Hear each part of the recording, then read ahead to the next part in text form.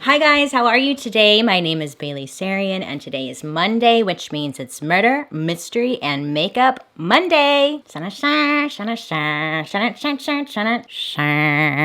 you are new here, hi, how are you? How's it going? Every Monday I sit down and I talk about a true crime story that's been heavy on my noggin, and I do my makeup at the same time. If you're interested in true crime and you like makeup, I would highly suggest you hit that subscribe button because I'm here for you every Monday. Today I have in my dirty girl hair. Dirty girl, she's a dirty girl. Before we jump into today's story, today we have a sponsor, CaseTIFY. CaseTIFY. CaseTIFY, you are so CaseTIFY. That's my song for CaseTIFY. Okay, no, but look, CaseTIFY. Where's my phone? Here it is. CaseTIFY lets you have the best of both worlds, okay? They have military-grade drop protection and a stylish phone case that you'll actually want to show off. This one's cute. It kind of looks like, because it moves. If you're, like, easily entertained like me, this is exciting. I'm like, oh. CaseTIFY has a dual layer case which features innovative shockproof material for twice the protection and will keep your phone safe throughout drops of more than 6 feet. So if you've got slippery fingers, CaseTIFY is for you. With CaseTIFY, there are so many options and designs to choose from. You can customize your case and make it your own. This was the previous one I was using. I still use this one. I like it. I mean, like, you can customize any of the cases and have them say, obviously, whatever you want. I drew a blank and I was like, Bailey. CaseTIFY has partnered with designers and artists like the Rolling Stones, Sarah Jessica Parker, Hello Kitty, Coca-Cola. I mean, the list goes on. Maybe one day BaileySarian could like make a case. Wouldn't that be cool? I mean, I'd be open to it if they're down, but like if they're not down, that's okay too. But like, you know, I'm down. For my murder, mystery, and makeup friends, right now you can go to casetify.com/BaileySarian and get 20% off your new favorite phone case. Again, go to casetify.com/BaileySarian for 20% off your new phone case. A big thank you to CaseTIFY for partnering with me on today's video, and most of all, for viewers like you. Now I will stop rambling and let's get into today's story. I should add a disclaimer because I think in some parts I got a little graphic, just a little bit. Warning, the following presentation is intended for mature audiences. It contains graphic descriptions of crime scenes, strong language, and adult dialogue. Viewer discretion is advised. P.S. If you're ever curious to know what I'm using, I do list it down in the description box down below. Okay, listen, look. Listen, are you listening? Okay, look. So sometimes the YouTube algorithm, you know, it's like, meh, whatever. But sometimes it's good and it'll recommend something that, I don't know, I just like, what is this? You know? So YouTube was recommending this court trial to me, the Amato case. And I was like, why are you recommending this to me nonstop? Fine, I'll watch it. So I clicked it and boy, was it a wild ride. You can watch on YouTube the whole court trial. They uploaded all the footage from the court trial. Of course, they leave out like the graphic pictures and whatnot, which is good. I don't think any of us should be seeing that, but it's gotta be like 2 weeks worth of footage. There's just a lot of footage. So I'm gonna tell you the story so you don't have to watch all that, but you can watch it and I'll link some down below. Wow, this story's got, it's just...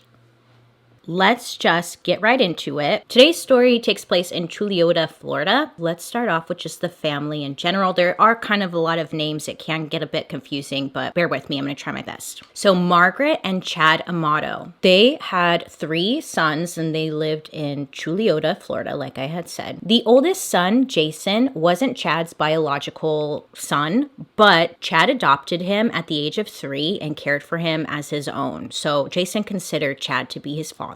And soon after, Margaret and Chad got married and then had 2 more sons. So they went on to have Cody, who was the middle son, and then Grant, who was the youngest. All 3 boys were said to grow up really close and they did everything together. They were big into sports, played outside, went to football games, and seemed to just have like a really great relationship. I mean, so it seems, you know? You never know what's going on behind closed doors, but it just sounded like it was good. I put tape over here if you're wondering what that is. So Margaret and Chad, they provided a pretty good life, or yeah, a very good life, I would say, because they lived in this big, beautiful ass house. They seemed to be doing financially well. They had this big home. They had nice cars. They had gaming systems, computers. I mean, all the materialistic stuff, it seemed, you know, that they had it all. Must I say more? No. Margaret, the mom, she loved horses. She adopted a retired racehorse. She had like a stable where she kept the horses, and she would go down to the stables and work with her horse. She was very passionate about horses, and if she wasn't inside the home, then you could find her down at the stable. Margaret worked for a healthcare company as a client operations manager, and her husband Chad was a clinical pharmacist at a local CVS, but he also had a second job / hobby working on computers and building computers as well. Growing up, it was said that the home was pretty loving, but Chad, their dad, could be very strict, very old school type of guy, you know, where there's like never any physical abuse going on in the home, but also it was just like you didn't want to piss Chad off. You didn't want to piss your dad off. He was just stricter. And he had rules that you had to follow. And if you didn't want to follow his rules, then you could get out, you know? So the oldest son, Jason, he ended up moving out when he was like 19 years old, around that age. He would go on to start his own family as well. He said that he was still really close to his family. He would visit the home on holidays. He was always welcome and he tried to be around when he could. But again, he had his own life and his own family. So it was just every so often. During their high school years, Cody and Grant were set to do everything together. Cody was only 1 year older than Grant, so they were pretty close in age. They both were like on the weightlifting team together at their high school. They played video games together. They built their own computers together. Yeah, learning from like how to do so from their father, because their father did the same thing. Also, the family, everyone seemed to own their own guns, and they were a big gun family, it seemed like. I don't know. But they all had their own guns, and they often went to like the shooting range together. And both Cody and Grant also started their own airsoft league. Just as a side note, you're probably wondering what the hell I'm doing on my eyes. Your guess is as good as mine. I really don't know. Now, it was said that Grant, the youngest, he was a bit of a loner. He was kind of like the oddball. Well, Cody seemed to be like his only friend. Any friends that were Cody's friends, though, were Grant's friends. But it seemed like those friends wouldn't necessarily just invite Grant out. You know what I'm saying? Like, it was that type of deal where Grant seemed to rely on Cody to provide friends. So Grant, the youngest, he went on to attend UCF. And then in 2011, he got his nursing degree. And he wanted to get into the medical field like pretty much the rest of his family, because all of his family at this point was working in the medical field. So then in 2018, Grant was then 29. He was either 28, 29 at the time, but he was fired from the hospital that he was working at because, Grant, he was accused of stealing 8 vials of propofol, a heavy-duty sedative that's typically used during surgery. Grant was caught with 8 vials of it, like in his pocket, like he was going to take it home, party or something. We don't know.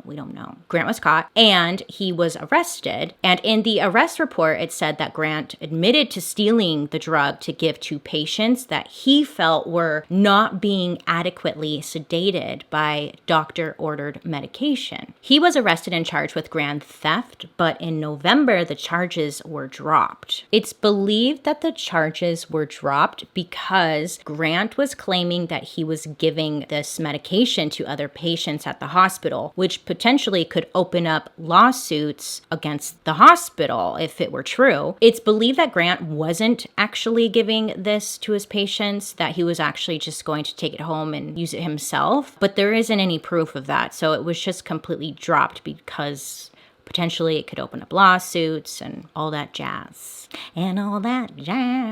That's what it always comes down to. Money, lawsuits. Not about the right thing, huh? So at this time when Grant gets fired, he's still living with his mom and dad. And again, he's about 28, 29. And then also Cody is still living with his parents as well. So it's Cody, Grant, Margaret, and Chad all living together under one roof, okay? Now, his family is just very upset with him, disappointed with him, obviously. And it became a very heated topic when the family would push him, ask him questions like, when are you gonna get a job? You know, parents asking questions like, when am I gonna get a job? But they would get into arguments because Grant just kind of fell into what seemed to be a depression. He didn't seem to be motivated at all to get a new job. Yeah, anytime his parents brought it up, it would just start a fight. The parents seemed to just kind of be a little getting frustrated with Grant because he's living rent-free, you know, has no job, and everyone was paying for whatever Grant needed at that time. And when he asked, they would just give him money. When Grant's parents would refuse to give him money, he would ask his brother Cody, who again was the older brother, and oftentimes Cody would give him money for anything that he needed. So pretty much everybody was quote unquote taking care of Grant while he was trying to find a job. Now Grant spent a lot of his time on his computer or gaming, and he was home all the time with like nothing to do because he didn't have a job. So what's a lonely person looking for some sweet lovin' gonna do, you know? Well, he found his way to a website called myfreecam.com. Not sponsored. It was an X-rated website where you could chat with or even just view different cam girls and pay for like one-on-one video, sex chat, boom kind of website. Now, if you don't know what a cam girl website is, that's a great question. A cam girl website is where women, even men too, don't get me wrong, can go on there and like you can just be like all sexy and like and then people can pay you to chat with you, and it's really up to the cam girl or guy how far they want to go, like if whether it be like some sexual stuff or if it's just more PG-13. It's all up to them, but it can get, you know, way more X-rated, as they say. So Grant is on there, right? When he's looking around, he finds this woman. She's a cam model and her name is Sylvie, and she's from Bulgaria. Sylvie. Now, Grant fell in love with Sylvie, okay? She was beautiful. She was smart. Plus, she would make him feel special. Now, Grant would keep coming back to see Sylvie on the website. They would talk for hours, and Grant just felt like he was truly in an intimate relationship with this woman, Sylvie. He told Sylvie that he was a very successful professional gamer and that he drove a fancy BMW, and he was living in his own apartment, creating a new persona for himself online. I mean, why not, you know? The internet doesn't know if you're lying or not. It was said that Grant would spend hours upon hours online watching Sylvie model and dance online. He would also get one-on-one time with Sylvie where she would model for him and or do sexual things online while Grant was watching. Now, Grant would pay in order to watch or have one-on-one time with her, but he felt the more money he spent with this new persona he was, you know, putting out there, the more attention he was receiving from Sylvie. I'm sure this attention was just nice. It probably felt nice. Somebody likes me, you know? Grant said that in order to watch Sylvie, it costed 90 tokens per minute, and Grant had purchased 5,000 tokens for $600.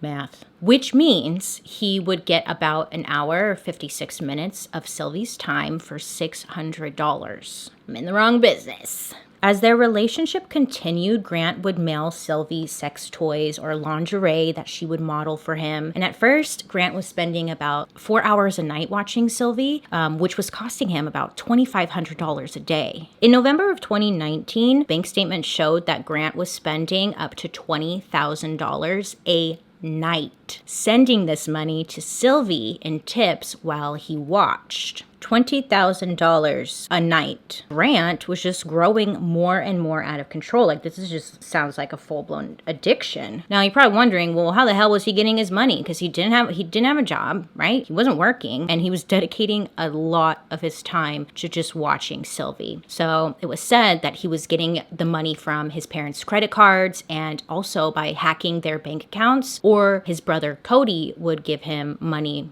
from time to time. Nobody really knew what it was going towards, but yeah. Now, it's unclear at what point Grant's parents had caught on, but it was said that Chad and Margaret had confronted Grant about these like $600 charges that they were seeing in their bank accounts. And Grant had told his parents that he was spending the money on Twitch, promoting his account so he would grow in followers and subscribers. And in the long run, that it would pay off. Because if you are a video game streamer, I mean, I think they make a lot of money, right? So Grant's mother, father, and and his brother, they knew that he was like stealing and spending a large amount of money. They're unsure if they knew what exactly it was for, like what the truth was. But anytime it was brought up, it was just, again, like a heated topic. Cody tried to be the calm one in the family. He tried to tell Grant, hey, I'll be here and I'll help you in any way, and I can help you like pay everybody back. And he was just the one who seemed to be trying to keep the peace in the family and keep everybody calm. Cody just seemed like he was always trying to protect Grant. So earlier I said that the parents had looked at their bank statements from 2019. It was from 2018, sorry. In December of 2018, Grant and his brother Cody, plus a friend named Jericho, they went on a trip to Japan. The group was really into anime and was looking forward to going and seeing the art, the culture, and just anime. I believe there was like a studio out there an animation studio that they were really excited about, but they all went. Now, because Grant had no money, Cody, his brother, ended up covering all costs for him to go. I know. It was said that the last day that they were in Japan, Grant told Cody and his friend that he wasn't feeling very well and that he wanted to stay behind, while the two other went out to kind of adventure around a little bit before they left. So later on, it was discovered that Grant actually had taken, or stolen, I should say, their friend Jericho's credit card, and he went to a place with Wi-Fi and used the card to pay and watch Sylvie while the other two were away. The friend, allegedly I should say, he didn't notice that the card was gone until he got a notification or a phone call from his parent asking, like, why are you charging this large amount? Because it was like $600. Why are you like, what is this charge? And that's when they realized that Grant had taken his card. I mean, he sounds like a drug addict, right? He's just got to get his Sylvie fix. Now, when the brothers had returned home, things got heated. Grant's father was disappointed that Grant still didn't have a job and that he wasn't really doing anything with his life except for spending everybody else's money and putting everyone into debt. At the end of December of 2018, their father, Chad, was looking at his bank records again and discovered that a lot more money was missing, which he then asked Grant about it, and it led to an argument. Now, Grant ended up leaving the home that day, and he just kind of drove off into the night, right? And this was on December 19th of 2018. His mother called 911, and she expressed that, she was worried about him because he seemed really depressed, and she believed that he may have been possibly suicidal. Margaret then told the police that she had received a text from Grant saying, quote, "I'm really tired of everything, just going to handle it my own way," end quote. Grant ended up driving out to his aunt's home, which wasn't too far. It was in Florida. I think it was in Orange County. I can't remember, sorry. But he ended up driving out to his aunt's home. He asked if he could stay there with her, and she agreed. She let him in. His aunt said that he seemed very depressed. She had noticed that he just seemed like he was lost. He just wasn't there. She also noticed that Grant would be asleep all day and then stay up all night. His aunt and uncle, they also had guns in the home, and they thought it would be best if they took the guns, they locked him up, at least for while Grant was staying there, because he just seemed very down. So a few days go by, and his aunt looks at her bank account, and what does she see? Yes, Grant again. What the hell are you doing? She sees all these weird charges, and they're for hundreds of dollars. She doesn't recognize them. And then that's when she finds out that Grant had stolen her credit card information and was using it to pay and watch Sylvie at night while the family was asleep. Like, what the heck are you doing, Also, it was said that Grant's uncle, grandma, and one of his cousins all had charges on their cards, again, from Grant to watch Sylvie. So he was just hacking everybody's bank account, at least in his family, it seems. So Grant's aunt calls up Grant's father. His name's Chad, remember?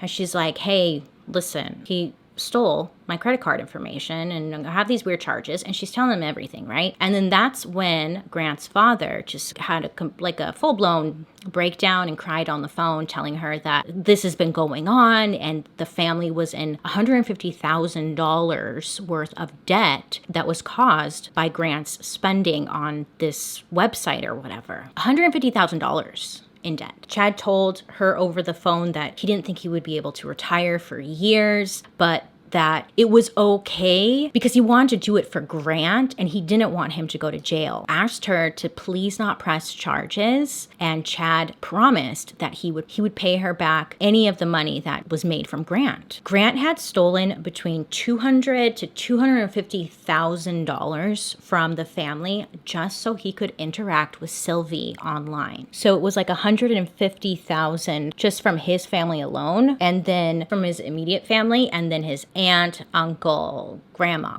grandpa, like everybody else was getting hit around him too. And Grant, he had a problem, and the family didn't want him to go to prison. They knew he needed help and not prison. So the family, mom, dad, Cody, and their older brother, Jason, they all came up with a plan to confront Grant at their aunt's house and have like a little intervention. The family showed up and then they waited outside of the aunt's house. And then once Grant leaves the home, he was walking out like he's walking back to his car. That's when they all confront him, and they were either taking him to a treatment facility or he was going to be cut off from the family. That's what they're telling him. Hey man, we think that you have a problem. You're literally stealing everybody's money and we just want to help you and we don't want you to go to prison. So please just go to this treatment facility, get some help, and we'll definitely help you. The family just seemed very supportive and gave him so many chances. They just wanted to help him. Now, it was said that Grant was the quiet, submissive type and that he didn't really say anything when this happened.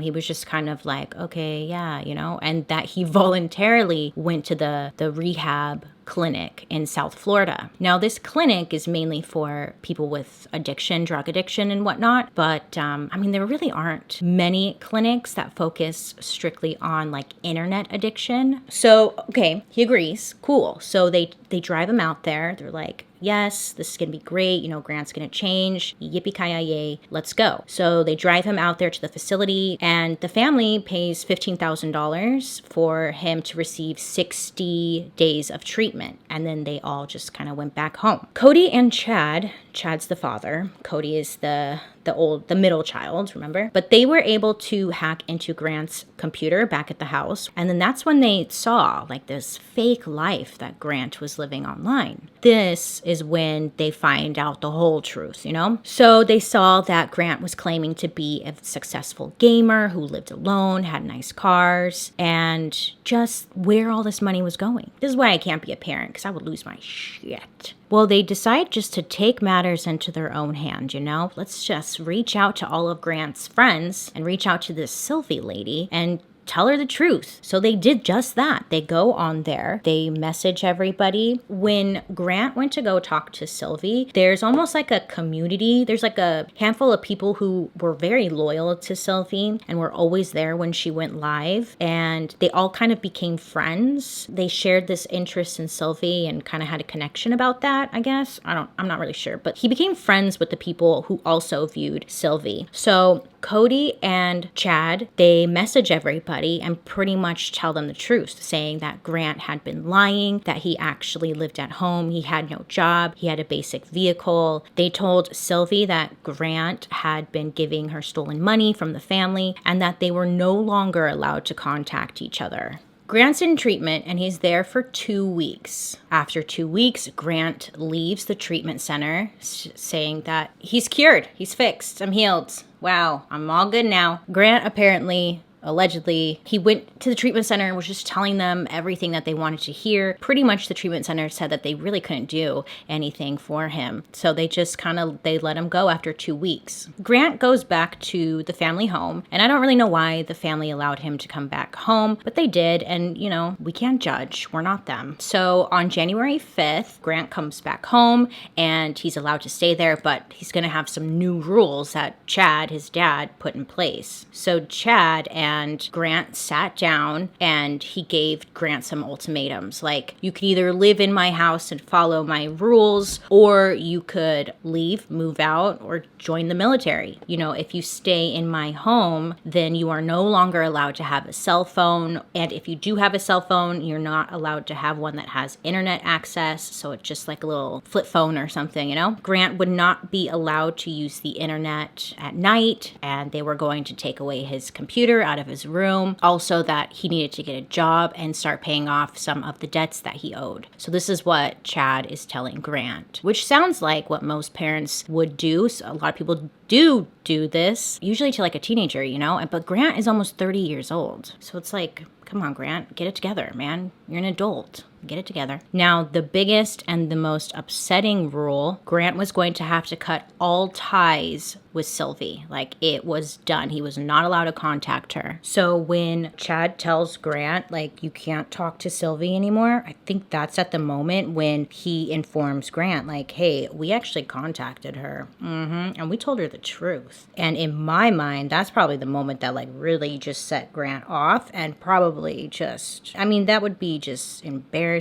And he's probably angry because he thinks he's in love with this woman. So Chad is trying to explain to Grant that you're literally putting a stranger that you've never met over your own family, and that now the family is financially struggling because of this. And just trying to get through to Grant to like open his eyes. Like, it's not worth it. What are you doing? We're trying to help you. Now Grant agreed to these rules in order to stay in the house. It was said that Margaret, Grant's mother, she was more sad because her son, like her baby, she seemed to have like a soft spot for Grant. But time went on and Grant was seeming to follow the rules, just trying to get his life together, but it didn't really last long. I guess Grant would go to Margaret, his mother, ask if he could use her phone because her phone could access internet, and Margaret would allow him to use her phone and talk to Sylvie on Twitter. On January 24th, Chad found out that Grant was using his mother's phone to still talk to Sylvie and told him that he needed to get out, that he had ruined his retirement, and to just leave. Chad then left for work. Grant is said that he was,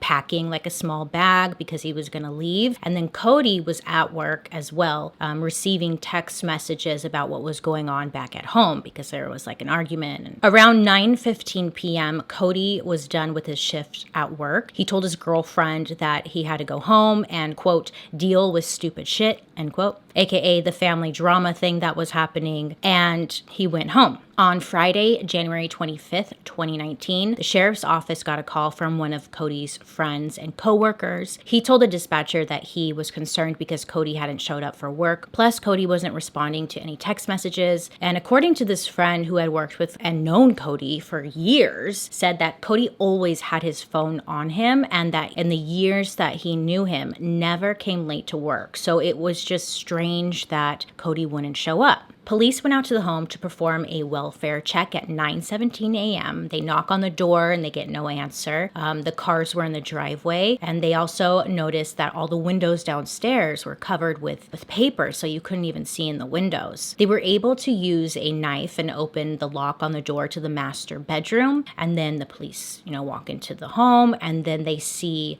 the body of Chad lying on his back on the kitchen floor with blood just all around him. There was a pool of dried blood in two different areas of the kitchen, and also what seemed to be like claw marks through the smeared blood, as if he was trying to crawl his way across the floor to get somewhere, maybe get to the phone. We're not sure, but there's photos. I wouldn't recommend it. I mean, it's better if you didn't. There was chicken on the counter defrosting, and Chad's lunchbox was on the floor. It seemed like maybe Chad had just gotten home from work. He went to the kitchen to unpack his lunch bag, take out the chicken maybe, and start dinner when he was shot from behind. He also had a gun and holster on his right hip. They continue searching around the house, and they find Margaret in her office. She's sitting in her chair, and she's slumped over on top of her computer. She had a glass of wine on the desk, and her computer was open, and she was shot from behind.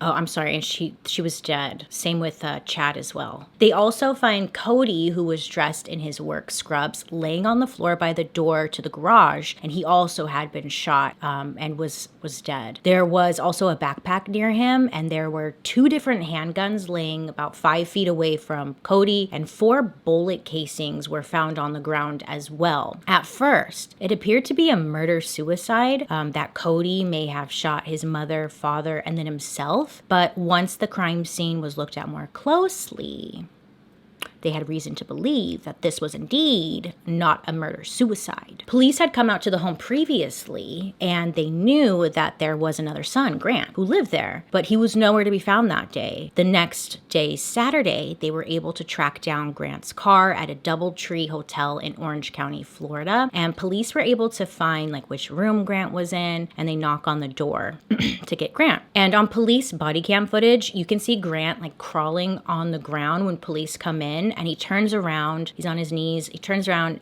to be handcuffed. At this time, they had no evidence on Grant. There was no fingerprints found, there was no DNA linking to like a killer at all. There was no murder weapon. It's believed that whoever had done this made sure to clean up afterwards and then stage the scene. So Grant wasn't under arrest, he was just being taken in for questioning. And so Grant goes in for questioning, and he would be there for over 7 hours just talking to investigators about what's been going on within the last few months, the problems they were having, and the money problems. Pretty much just everything we talked about right now. He was really honest.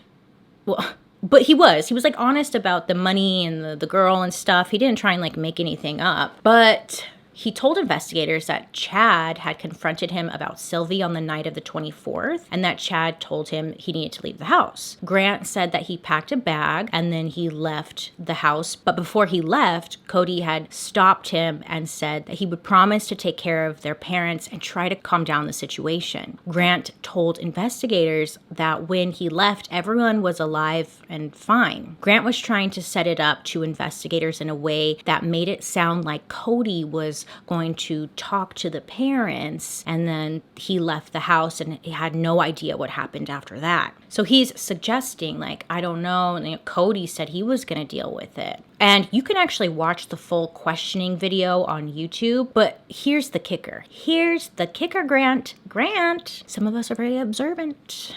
Okay, and we noticed something, Grant. He's claiming that he left the house and had nothing to do with anything, right? He's like, I left. I don't know. Everyone was alive. I don't know. Well, then, Grant, how come in those hours of questioning, not once did Grant ask, hey, why am I here? What happened to my family? Why are you asking me questions in the first place? Hello? So he's trying to give off this impression that he's completely innocent. He hasn't even been told what happened to his family yet, okay? So... And Grant, if you're so innocent, why wasn't when police came into the hotel, you automatically got on your knees and turned around to be arrested? If he knew what happened to his family, I would assume that you would not ask questions as far as like, why am I here and stuff. But if you didn't know, your first question would be like, what the hell? Why am I here? Why are you knocking at my hotel door? Stupid ass. He's a stupid ass. Yeah, Grant didn't even ask. About halfway into the interrogation is when finally one of the detectives pulls out like photos of the crime scene and shows it to Grant, asking him if that's, you know, how he left the house. Is that how your mother looked? And like shows him a picture of his mother's body. And he does again, like, or what about Chad and Cody, and shows Grant pictures of their bodies and like the whole gory scene. And Grant appears to be very upset, but claims that he had nothing to do with this. Grant said that the family had been blaming him for months for ruining their lives, stealing from them, and not following any of their rules set in place, so he might as well be blamed for this too. Like, he was just being such a diva. Grant originally said that he had packed his bag and then left the home around 9:30 p.m. and that his family was fine. And then his story changed, and he said he left around 12:30 in the morning and spent the night in a grocery store parking lot, then drove to a job interview in the morning. Investigators were pushing, trying to get some kind of confession from Grant, but he stood by his innocence. Grant's older brother, Jason, the one who lives on his own and the only member that's still alive, well, besides Grant, but Grant is a piece of shit. Jason comes down. He's called down and informed about what happened. Obviously, Jason's extremely upset, but they did allow a one-on-one meeting with Jason and Grant. You see Jason walk in and give Grant a hug and then just sit down and press Grant for some answers, asking him if he had anything to do with it. Please just tell me. I need closure. I need to know. And I would be very upset if I heard from an attorney or the media that you did it instead of yourself. This is what Jason's saying to Grant. Jason just seems like kindest person ever, completely devastated that he just lost his whole family. And the only one who lived at that house and was still alive had no answers for him. Jason didn't seem like angry or aggressive at all, just asking for the truth. It's just,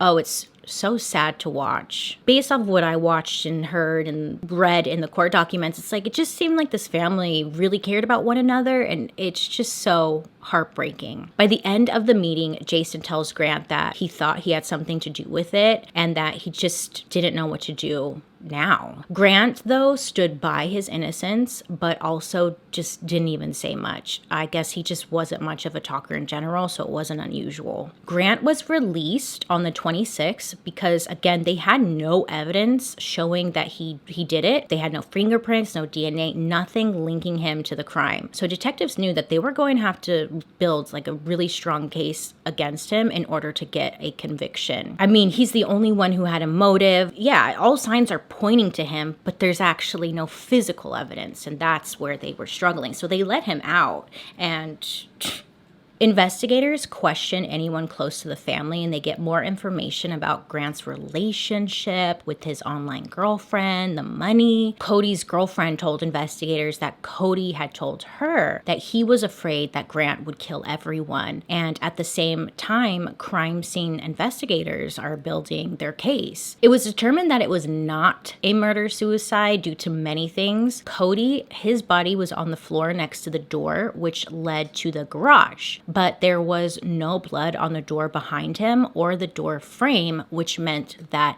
the door had been opened when Cody was shot. So someone had to shut the door after Cody was shot. Like, if you die, you can't shut a door. Also, it was determined that Cody's body had been moved. There was a pool of blood at his feet and no blood near his head. So it was determined that his body was like moved around. Also, it was determined that Cody was shot from 3 feet away, which again proves that it wasn't a murder, like suicide. So it was determined that Chad was shot from behind and that the first shot didn't kill him, so he was trying to like move across the floor, and that's why there were like streaks in the blood showing that he was trying to move. But then he was shot again while on the kitchen floor. He was again kind of moved around in a way that made it look like Cody had shot him. And then Margaret was not moved, but she was shot from behind at her desk, and that just killed her. Grant was arrested and charged with 3 counts of premeditated murder. On him, they found a pair of leather gloves, a credit and debit card, which belonged to his father and brother Cody. He also had his passport with him,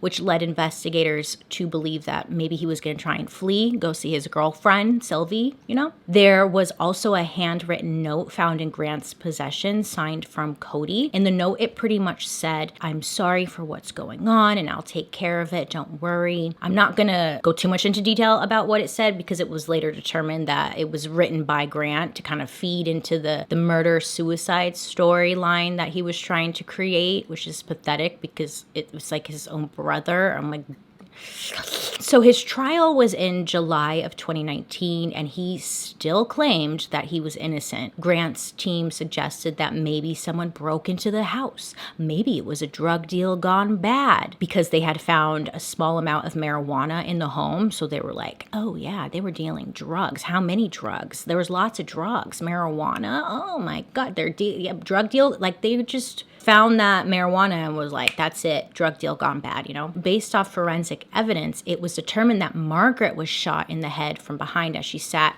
at her desk. The last activity on Margaret's computer was at 4:44 p.m., so it's believed that this, you know, kind of started at that time. Cody and Chad were not home yet when Grant shot his mother. Then Chad came home, his father, around 5:30 p.m. He went to the kitchen to put his stuff away, get dinner started. That's when Grant quietly approached him from behind and shot his father. finger. And investigators knew this because on Chad's iPhone it was tracking all of his steps through one of those like fitness apps, you know, the step counters. So they could see how many steps Chad took and then when it stopped. Then Cody arrived home from work around 10 p.m. and he walked through the garage that connects to the house. He walked in the door and then that's when Grant just shot him. Then it said that Grant spent several hours at the home moving bodies around and staging it to look like, again, a murder-suicide. Remember how I mentioned that there were 4 bullet shell casings on the ground? And it was determined that the 4 bullets that were found did not, or the shells, I should say, did not come from any of the handguns that were found in the home. They came from an unknown weapon, and the gun that it came from was never found. Also, Chad, the father, had a gun holster on his right hip, and it was later proved that this was placed on him after his death. There was a spot of blood on Chad's pants under the holster, which wouldn't have been able to get there if he was indeed wearing the holster when he was shot. Around midnight, it was determined that Chad had logged into his banking app on his iPhone using the fingerprint reader on the night that he had died. Also, it was shown that money was transferred from Chad, his bank, to Grant's bank account through the app. Jesus, I know. When investigators looked at Chad's finger, they saw that it had been wiped clean, and it's believed that Grant cleaned his dead dad's finger, cleaned the finger, and then used it to log into his phone. What kind of special fucked up is that? That's, when I read that, I was like, what the... That same night after murdering his whole family, Grant also used Cody, his brother's credit card to pay and watch Sylvie, sending her over $600 while sitting in his car in the grocery store parking lot at 3 in the morning. So after he murdered his family, he drives to a grocery store parking lot, sits there and watches Sylvie. What the fuck? Yeah, I don't even know what to say. It's just unbelievable. So they had found gloves in Grant's possession at the time of his arrest, and they were taken in to be tested for gunpowder residue, which it came back positive. Grant said that's because he wore these gloves all the time when he shot, but numerous witnesses said that he rarely wore these gloves, like ever. On Grant's computer, a typed out letter was found by Grant to send to Sylvie and to some of his friends he made online. And this letter was typed 2 days before the murders. It's long, so I'll give you like a little summary. Pretty much Grant apologizes for lying about himself and confesses that he isn't successful and that he lives at home, that he lied because he wanted to stand out to Sylvie and like get her attention. Grant said that his family found out about the money spent and ambushed him, then forcefully made him go to a clinic for his unhealthy addiction to Sylvie and cam girls. He then goes on to say that everything his family mentioned to Sylvie was a lie to poison his image. He then says that he will never be able to forgive himself for making Sylvie sad and for betraying her trust in him. He begs for her forgiveness and asks for, quote, an actual second chance, end quote. Then going on to say that he will do whatever it takes to be able to show the real him. This letter is 8 pages long, just begging for forgiveness and how he will never get over Sylvie and how he never plans to replace her. And towards the end of the 8-page letter, he says, I can't give up on her and I never will. She is my everything. I will give her my life to simply be able to make her smile again. Dramatic much. The jury spent, I believe, like 8 hours, and they come back and give Grant his verdict. Mind you, he showed no emotion during the trial. Even when his older brother took the stand and just cried over his lost family, Grant just looked like a vampire. Like, he kind of looks like this creepy-ass vampire, and he was just cold, balding, emotionless, fragile-looking vampire. I don't know. It was just, like, so uncomfortable to watch. In the very beginning, in, like, the opening statements, I believe Grant started crying when they showed pictures of, you know, the parents and his brother's bodies to the jury. And throughout the whole thing, though, just nothing. It was weird. But then I guess at one point they show the jury, like, a picture of Sylvie on this screen, and Grant, like, his eyes are just kind of like fixated on Sylvie on the big screen, and it's just just like, oh my God, dude, really? Like your whole family's dead and you're still obsessed with her? Yep. Anyways, the jury decided not to give him the death penalty. Instead, they sentenced him to life in prison without the possibility of parole. Grant Amato will be spending the rest of his life in prison. To this day, he still claims that he is innocent. And when approached by media asking for an interview, he said he would be open to doing so only if the company would maybe help cover costs to get him out of prison, or if they could put him in touch with a millionaire who would help him get out of prison. Yeah, he thinks that's going to happen. He still deny, even though all signs point to you, Grant. Grant says he has quite a few pen pals in prison, and people, support and stand by him and are rooting for him to get out. And you're probably wondering, well, what the heck happened to Sylvie? Because yeah, I had questions too. Some people were thinking, maybe Sylvie was involved somehow, or maybe she was pressuring Grant to do it, or maybe to steal the money, maybe something more was going on. Well, I don't really know what happened to her, to be honest. I tried to find out. Okay, I went through the court documents. Mind you, there's like thousands of court documents. So, maybe I missed it, but I couldn't find anything. There were 2 names on the witness list that were blacked out. I'm thinking that maybe that was one of it, was like maybe Sylvie. I don't know. We don't know. I'm assuming that Sylvie was questioned, because why wouldn't she be? I feel like that would make sense. But in the opening statements, it was suggested like Sylvie may not be her real name. So I was thinking that maybe Sylvie was like her cam girl name, and she didn't want her real name out there in the public, like when it was, in court and in the media and whatnot. That's what I'm thinking. But I'm sure they questioned her, right? They had to. I personally have a feeling that Sylvie, I don't think she had any idea of what Grant was really doing. I'm sure that she was just, accepting the money from him. Who wouldn't? You don't question every customer that comes into your store. You just take the money and they get the fuck out. So I feel like she probably didn't know, but who knows? I don't know. So that is the horrible story about Grant Amato and what he did to his poor family. Rest in peace to Chad, Margaret, and Cody Amato, whose lives were taken because of this selfish, entitled brat who sadly was their own son. Sheesh. Stories like this are just heartbreaking, because it seems like this family truly was trying to do everything they could for their son, or their family in general. But Grant, who knows what the fuck was going on with him, because he was acting like an entitled teenager, a 30-year-old teenager. It's just unbelievable. And like, for what? For some titties? Like, come on. What was his plan? Jeez. So many questions. What a gross human being. I'll link down in the description box, the videos if you want to check them out. You could see him talking to his brother and stuff. Oh, it's just sad. But Grant is just so creepy and just suspiciously quiet. Thank you guys so much for hanging out with me today. Let me know your thoughts down below. I think naturally a lot of people want to say like, well, why didn't the family do this and do that? It's like, well, we don't know. We don't know. And the whole thing's just sad. Poor family. I don't want kids, because what if I have one of these shitheads? Oh.